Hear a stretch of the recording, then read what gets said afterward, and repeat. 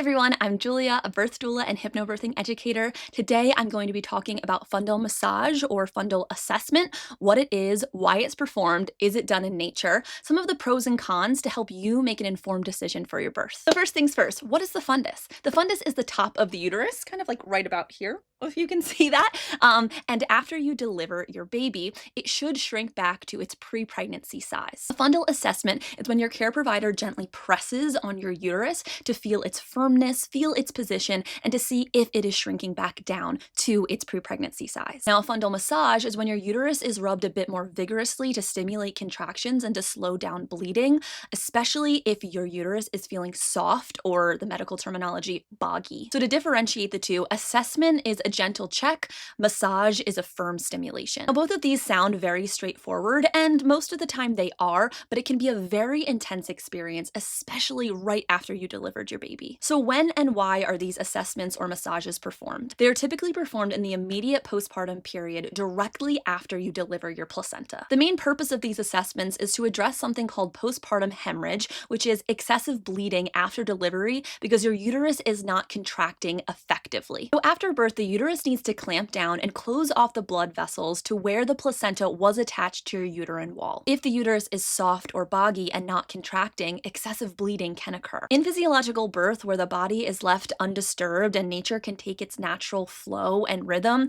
the uterus often contracts effectively after birth. If you're birthing in a hospital, typically fundal massages are done immediately after you deliver your placenta, every 15 minutes for the first hour after delivery, and then usually about every hour once you transfer to your postpartum room. The question you might be asking is, now does fundal massage, fundal assessment happen in nature? The answer to that is no, not usually. Some of the reasons why it happens effectively in nature is immediate skin-to-skin contact with your baby. Once your baby is delivered and placed immediately on your chest, maybe you do skin-to-skin for an hour, start to breastfeed, establish a latch, that stimulates oxytocin, which ultimately continues your surges and contractions. And also giving yourself time for the natural delivery of the placenta. So if you didn't have active management of labor in your labor, you don't want it for your placenta either. So no harsh tugging or even immediate cord clamping. Let's talk about the pros and cons of fundal massage and fundal assessment, because like any intervention, there are some benefits and also some risks. So yes, fundal massage isn't natural,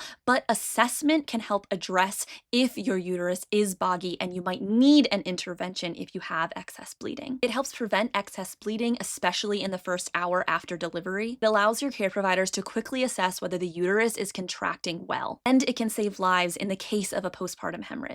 Now, some of the cons include it being very uncomfortable, sometimes even painful, especially if not communicated well or you're not expecting it. Some women feel like it's invasive and disrupts that sacred first hour after your baby is delivered. Overuse or rough handling can increase discomfort, especially if there's no true medical need. So this is why communication is key. Some questions that I would ask your care provider in pregnancy, usually around the 3rd trimester, is what do they consider the difference between fundal massage and fundal assessment? How often do you perform a fundal check? And how will you communicate with me during that process? Again, getting that clear understanding from your care provider can make the process so much smoother. So a fundal assessment is gentle. A fundal massage is a lot more vigorous and can feel invasive. So while these two things are related, they are not the same thing. Sometimes women may only need an assessment and not a massage, especially if their uterus is contracting effectively and efficiently. So I'll leave you with a few tips. The first being communicate with your provider. Ask them to explain what they are doing and why. Focus on your breathing. If a fundal massage is necessary, slow, even deep breaths. If you've used HypnoBirthing, continue on with that surge breathing